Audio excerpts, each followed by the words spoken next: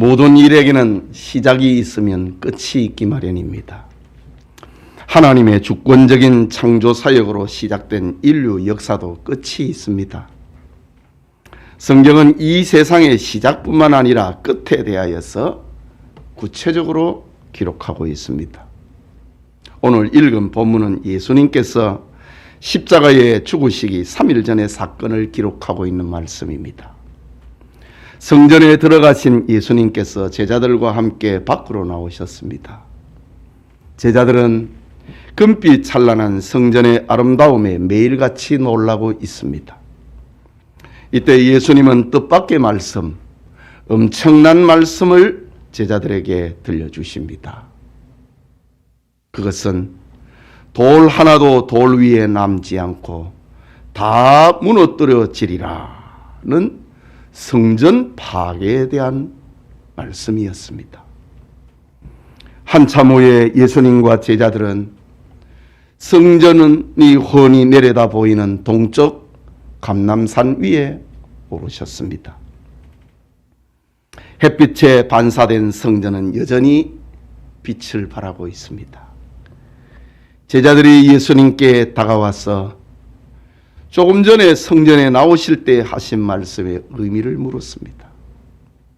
그러자 예수님은 종말장이라고 불리는 유명한 말씀을 들려주십니다. 마태복음 24장의 이름이 종말장입니다. 말씀의 핵심은 예루살렘 멸망을 통하여서 이 세상 종말에 대한 말씀을 들려주신 것입니다. 예루살렘 멸망이 하나님을 불신하고 그리스도를 십자가에 못 박은 유대인들을 향한 하나님의 심판이었다면 이 세상의 종말은 하나님을 대적하고 그리스도를 믿지 아니하는 인류를 향한 하나님의 심판이라는 것입니다. 예루살렘 멸망은 세상 종말을 계시하는 예표적인 사건이라는 것입니다.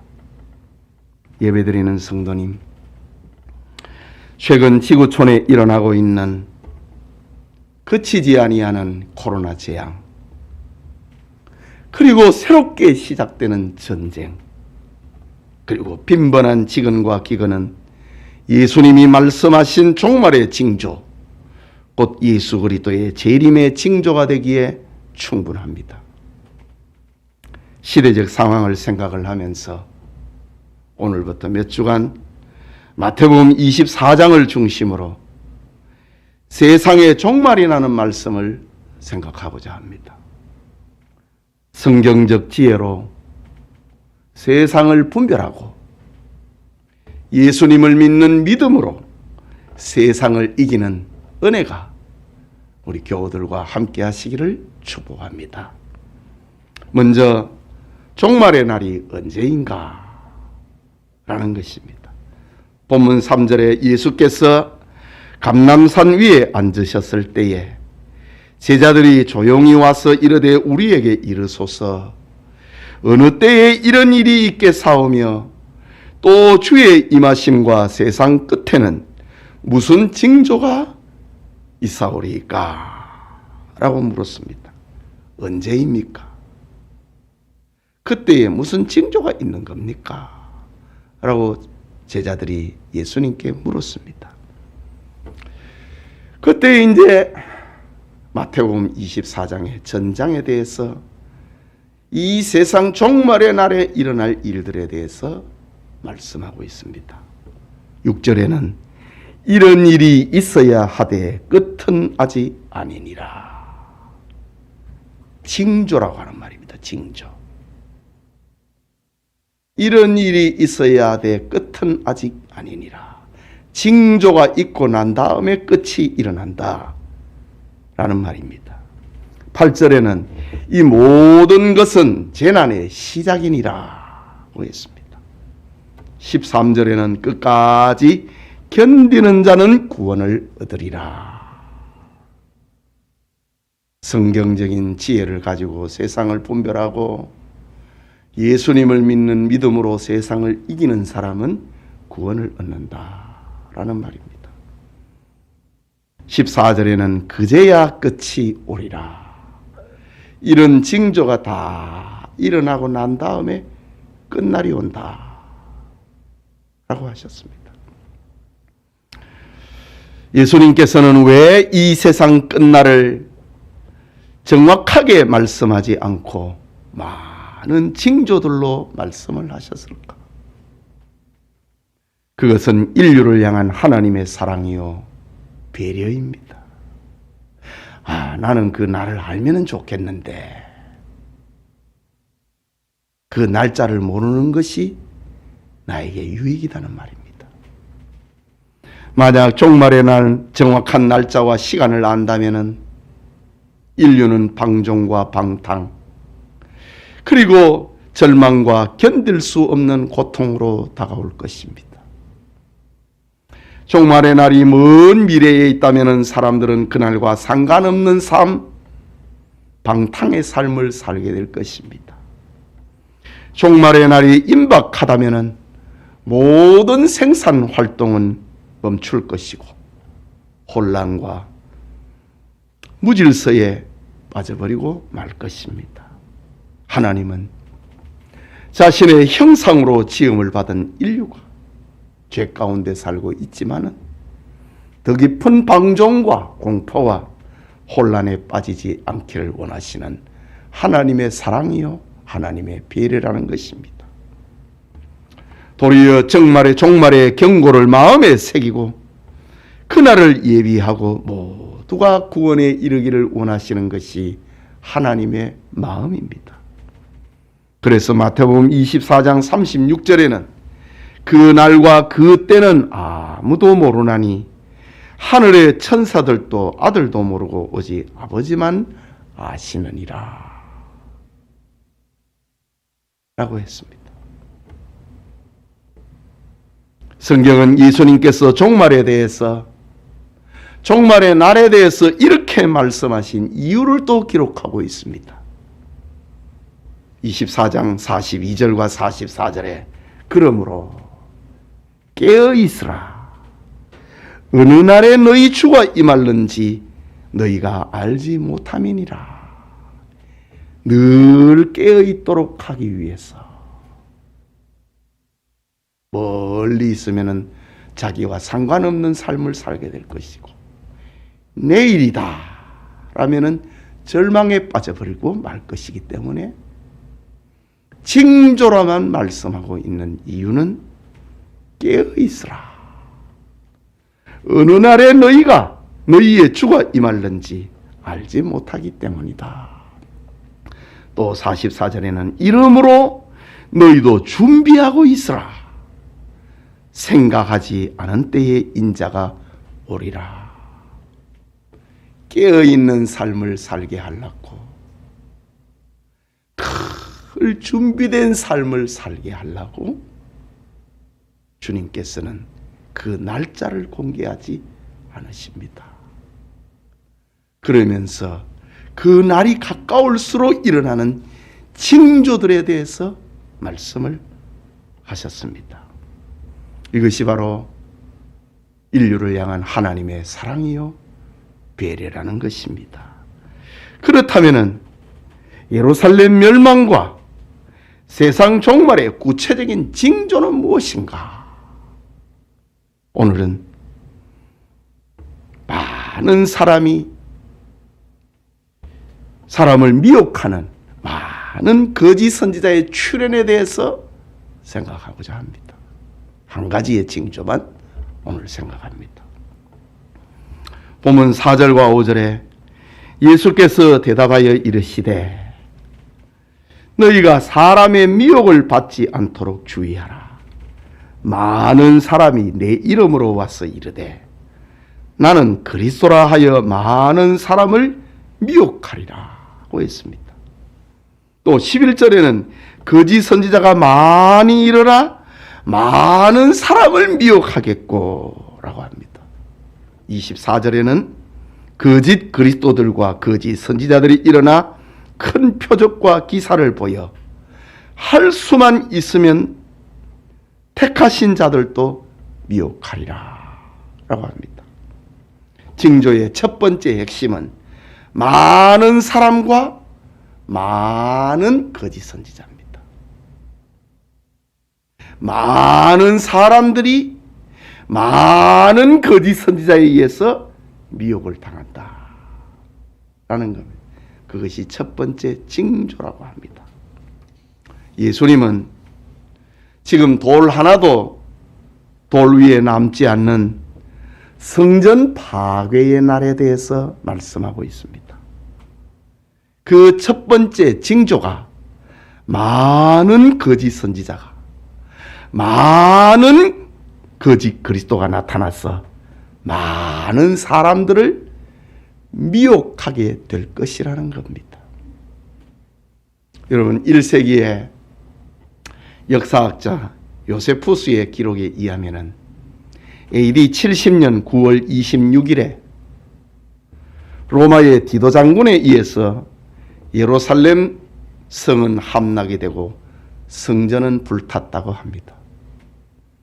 전쟁의 시작은 66년 로마군이 성전 금고에서 66달란트의 금을 약탈해 가자 식민 상태에 있던 유대인들이 봉기하여 반란을 일으킨 것으로 유대 전쟁이 시작됩니다.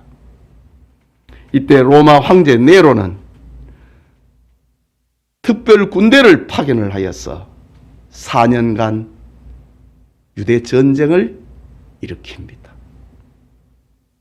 그리고 70년 7월 26일에 완전히 전쟁을 끝내버립니다. 로마군이 예루살렘으로 진격을 하자 군중들은 예수님의 말씀을 기억하지 않습니다. 마태복음 24장 16절에 이 성전이 파괴되는 그날을 얘기하면서 그때에 너희는 이렇게 알았고 살 길을 예수님께서 가르쳐 주셨거든요. 24장 16절에 그때에 유대에 있는 자들은 산으로 도망할지어다 라고 했습니다. 산으로 도망을 치라고 했습니다. 그게 살 길이라고 예수님께서 가르쳐 주셨습니다. 그런데 예수님의 이 말씀을 군중들은 마음에 두지 않았습니다. 도리어 성 밖에 있는 주민들까지 예루살렘 성 안으로 몰려들었습니다. 생명의 길을 예수님이 가르쳐 줬는데 그 길을 버리고 예루살렘 성 안으로 들어가 버렸습니다.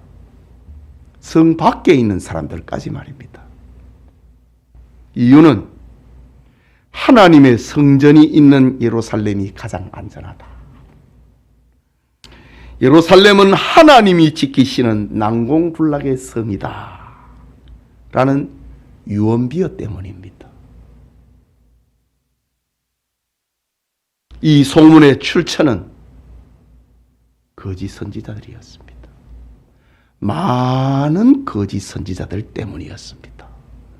그래서 많은 사람들이 미혹을 받아갔고 살 길을 버리고 예루살렘 성 안으로 몰려들어 버렸습니다.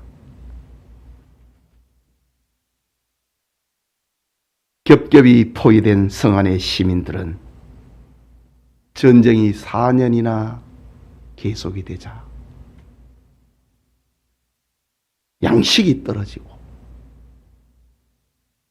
굶어 죽게 됩니다. 기근에 대해서 또 생각할 것입니다.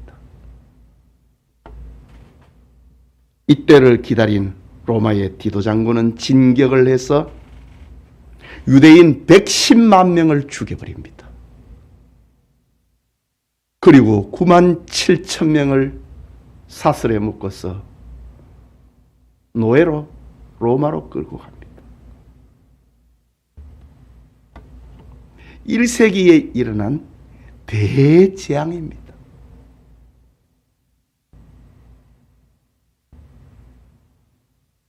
이것은 40년 전에 예수님의 예언하신 말씀이 그대로 이루어진 겁니다. 돌 하나도 돌 위에 남지 아니하고 예루살렘 성전은 다 파괴가 됩니다.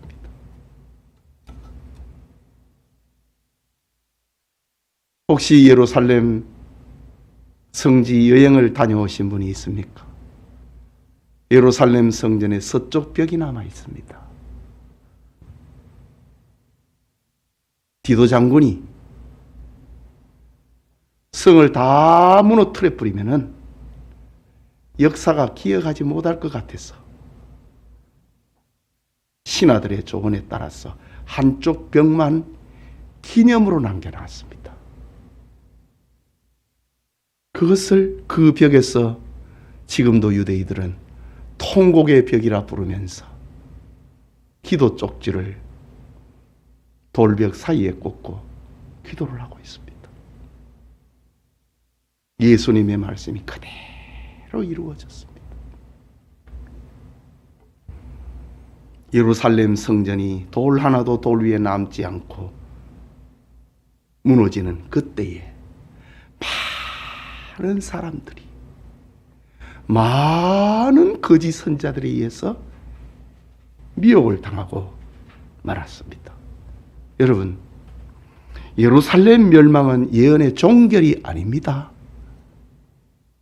예루살렘 멸망은 이 세상 종말의 상징으로서 여전히 살아있는 예언입니다. 예수님은 예루살렘 멸망 때처럼 이 세상 종말의 날에도 많은 적그리스도, 거짓 선지자들이 등장을 하여서 많은 사람들을 미혹할 것이라고 말씀하셨습니다. 예루살렘에서 일어났던 일처럼 말입니다.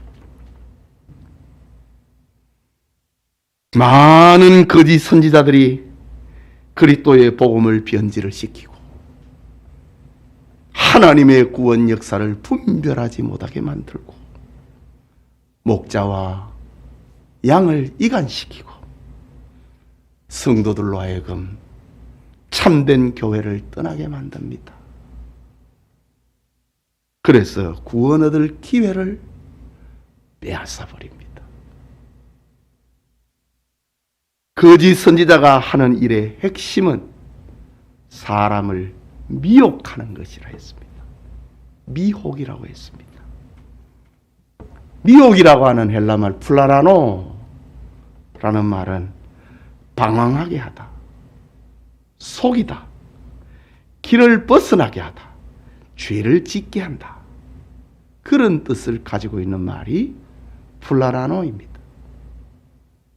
에덴 동산에서 하와를 유혹을 했던 뱀이 그랬습니다. 하와를 하나님이 정말 선악과를 먹지 말라고 했느냐?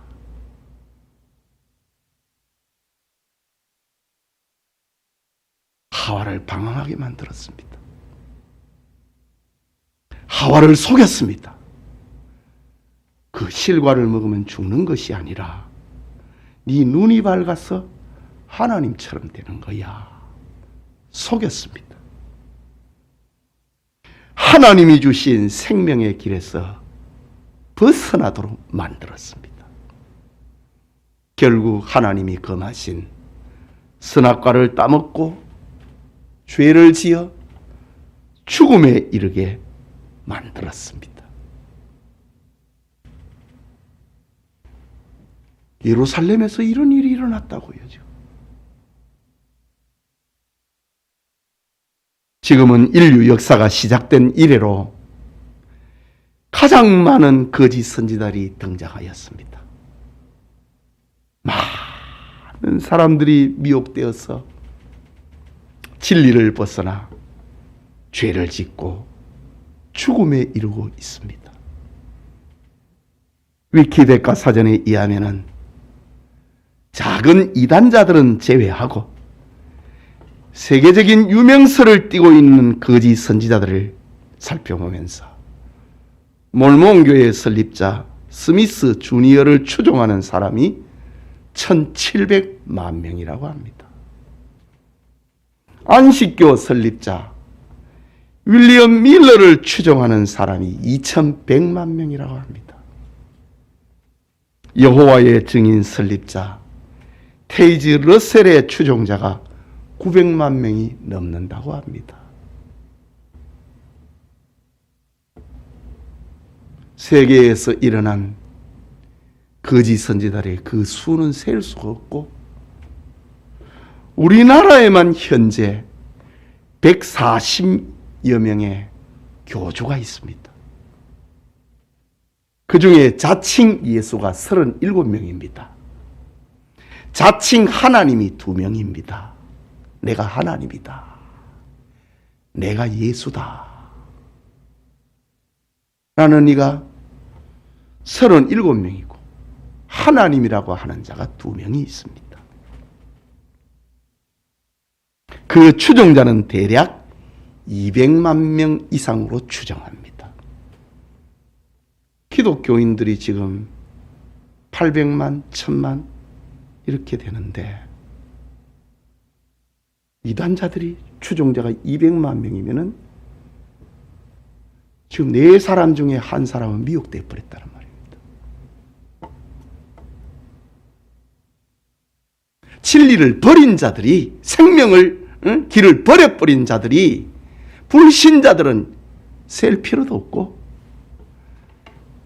할 수만 있으면 택한 자들도 미혹한다고 했는데 4사람 중에 1사람이 미혹을 당하고 있습니다. 대표적으로 통일교, 전도관, 안식교, 몰몬교, 여호와의 증인, 신천지, 하나님의 교회 등이 있습니다. 가계의 저주론을 주장하는 이윤호, 집안에 흐르고 있는 저주를 끊어야 된다고 주장하는 자칭 예수라 주장하는 이윤호,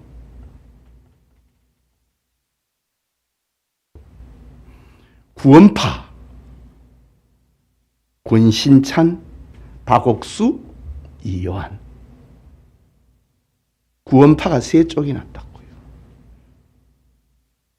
권신찬 지난번에 세월호 사건의 주동자지. 박옥수 서울 거리 곳곳에 기쁜 소식 선교회라고 하는 예배당을 짓고 성경 강해를 하고 있는 것.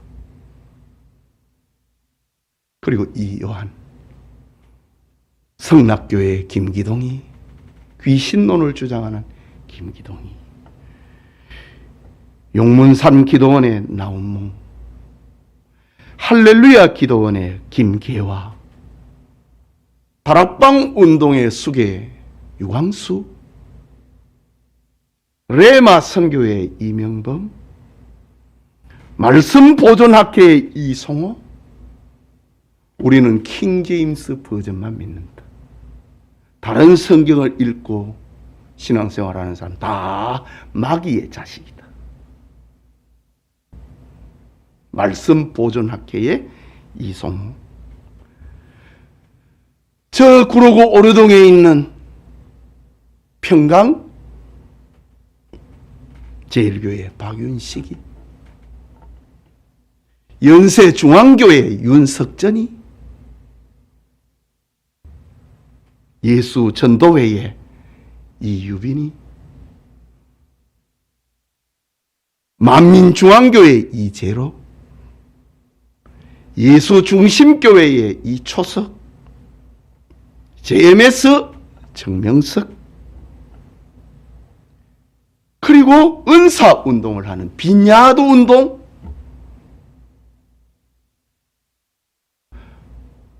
알파 코스를 주장을 해가는 이단들, 은밑발이 금밑발로 변경이 된다고 주장하는 알파 코스, 식사 문화를 가지고 미혹을 해서 멸망에 이르게 하는 알파고스, 두 날개 운동, 12사도, 이루셀 수가 없습니다. 그 중에 신천지 이만희와 하나님의 교회라 칭하는 안상홍 정인의, 왜 우리에게는 하나님은 아버지만 있느냐?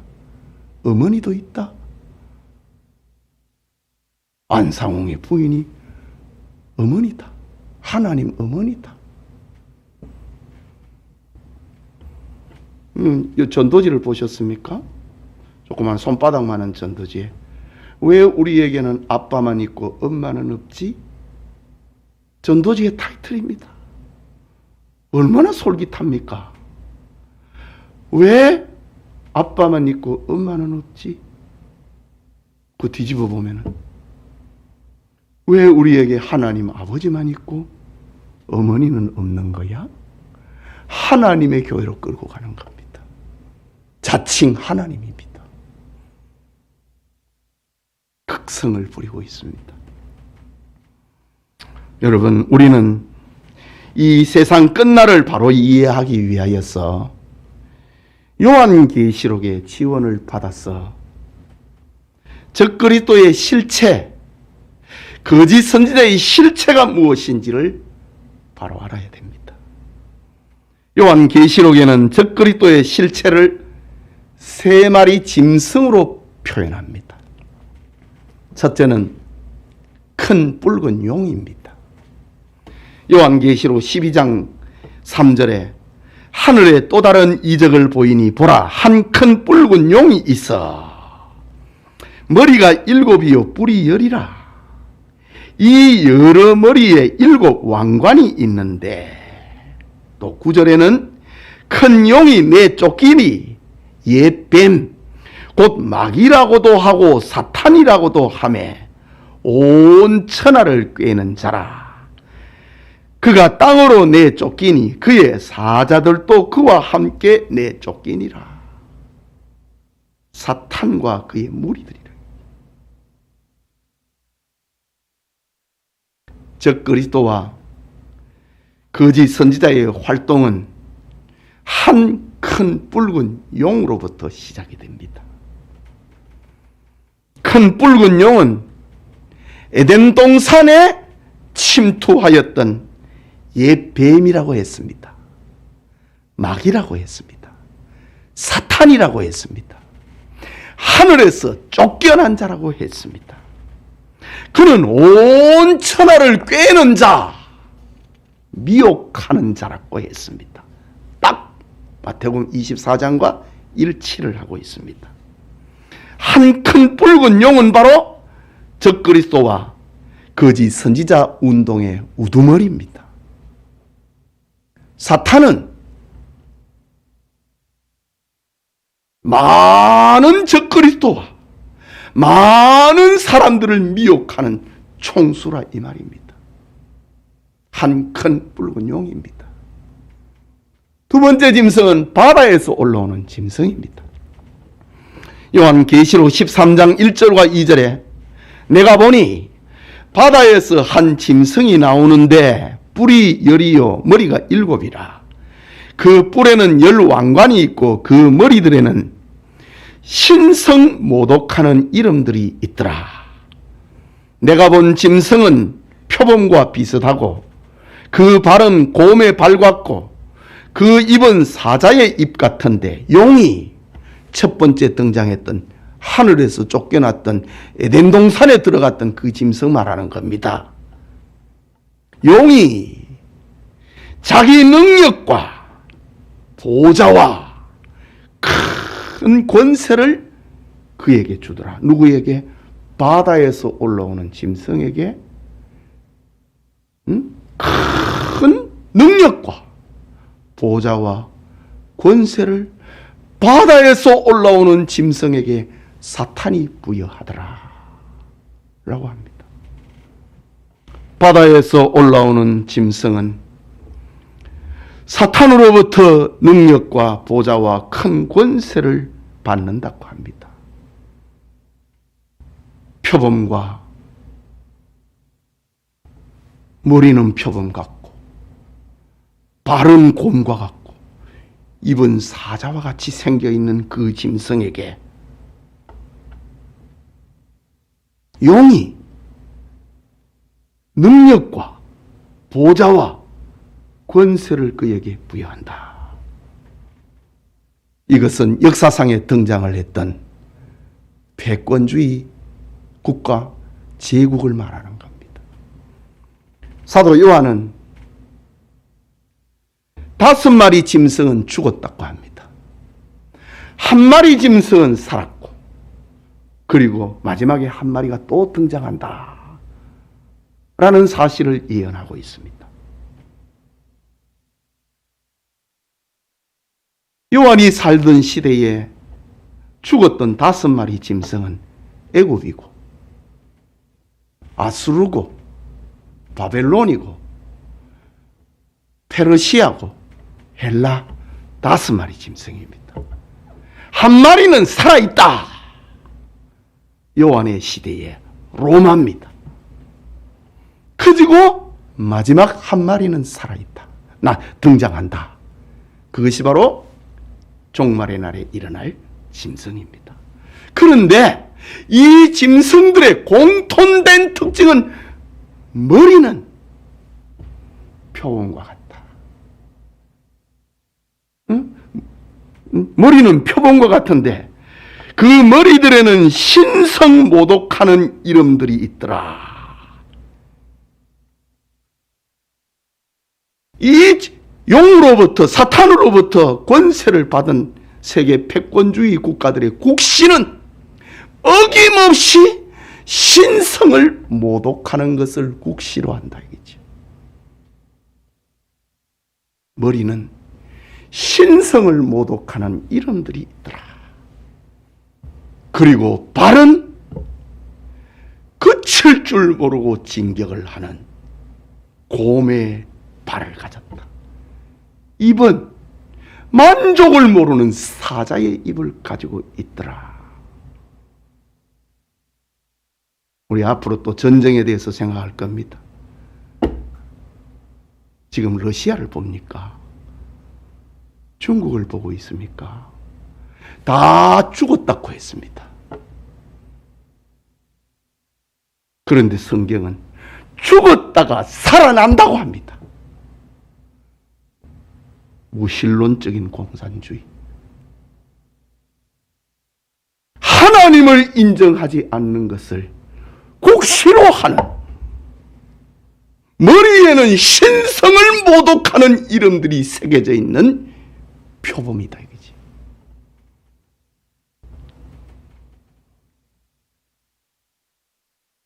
(12절에) 보면은 죽게 되었던 상처가 나은 사람.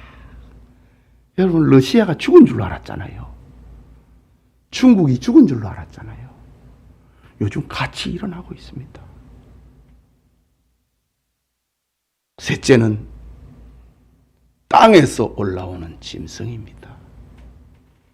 지금 오늘 이 얘기를 하려고 하는데 이거는 독립적으로는 설명할 수 없는 거기 때문에 지금 3마리 짐승을 얘기합니다. 계시록 13장 11절과 12절에 내가 보매 또 다른 짐승이 땅에서 올라오니 어린 양같이 2뿔이 있고 용처럼 말하더라. 참 어린 양, 응? 어린 양 얼마나 귀엽고 야들야들하고 예뻐 보입니까? 그런데 그 입에서 용의 말을 하는 거라. 사탄의 말을 하고 있는 겁니다. 무엇을 말하고 있습니까? 거짓 선지자를 말하는 겁니다. 선지자는 얼마나 고상해 보입니까? 그런데 거짓 선지자다 이거죠. 용의 말을 한다 이거죠. 13장 12절을 보면은 그가 먼저 나온 짐승의 모든 권세를 그 앞에서 행하고, 먼저 나오는 짐승, 바다에서 올라온 짐승을 말하는 겁니다. 그의 모든 권세를 그 앞에서 행한다.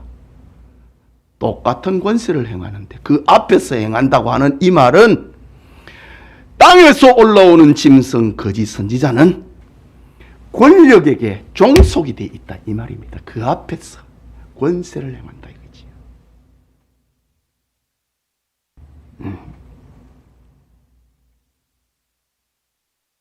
어떤 권세를 행하는가? 온갖 이적을 행하고 심지어 불이 하늘로부터 땅에 떨어지게 합니다. 짐승의 우상으로 말을 하게 합니다. 그리고 첫째 짐승에게 경배하지 아니하는 자는 다 죽이는 권세를 행합니다. 첫째 짐승이 뭡니까? 죽었던 상체가 다시 살아났죠. 그 앞에 엎드려 경배하지 아니하는 자는 죽이게 만든다. 거짓 선지자는 바다에서 올라오는 짐승, 곧 권력에 충성하는 자를 말하고 있습니다. 사랑하는 성도 여러분, 인류와 역사의 미래를 바르게 예언한 자가 누구입니까? 고대 애굽의 점성술사입니까? 아수르와 바벨론의 궁중 철학자였습니까? 페르시아와 헬라의 지혜자들이었습니까? 로마의 예언자들입니까? 현대 과학이 인류의 미래를 바르게 말하고 있습니까? 다 아닙니다. 그들은 다 거짓 선지자요, 적그리스도입니다. 그들은 모두 바다에서 올라오는 짐승이요, 땅에서 올라오는 짐승, 거짓 선지자들이었습니다. 개인과 민족과 인류의 미래를 확실하게 예언하고 있는 진리는 신구약 성경 66권밖에 없습니다. 그리스도인들은 종말의 징조가 파도처럼 몰려와도 두려워하지 말아야 됩니다. 생명의 길인 성경을 붙잡고 성경을 믿고 성경을 의지해야 됩니다. 하나님은 성경에 약속된 구원을 이루시는 분이기 때문입니다. 종말의 징조를 겪으면서 그날이 가까운 줄 알고 깨어 있어야 됩니다. 성경을 읽고 깨달아야 됩니다. 기도하고 맡은 일에 충성해야 됩니다. 그리고 서로를 사랑해야 됩니다. 모든 성도님들에게 하나님이 주신 지혜를 가지고 짐승의 수를 세고 세상을 분별을 하는 지혜와 믿음으로 살기를 축복합니다. 우리 같이 기도합시다. 말씀을 생각하고 코로나 재앙으로 종말의 징조가 지금 범람을 하고 지구 곳곳에서 일어나는 지진으로 인하여서 가난으로 인하여서 종말의 징조가 충만해 가고 있는데 죽었던 짐승 같은 러시아가 일어나서 저 우크라이나를 핀란드를 협박을 하고 우크라이나를 지금 집어삼키고 있습니다. 종말의 징조입니다. 우리 말씀을 생각하면서 우리가 살 길은 예수님의 말씀밖에 없습니다. 예수님의 말씀을 생각하고 믿으면 구원받습니다. 우리 같이 기도합시다.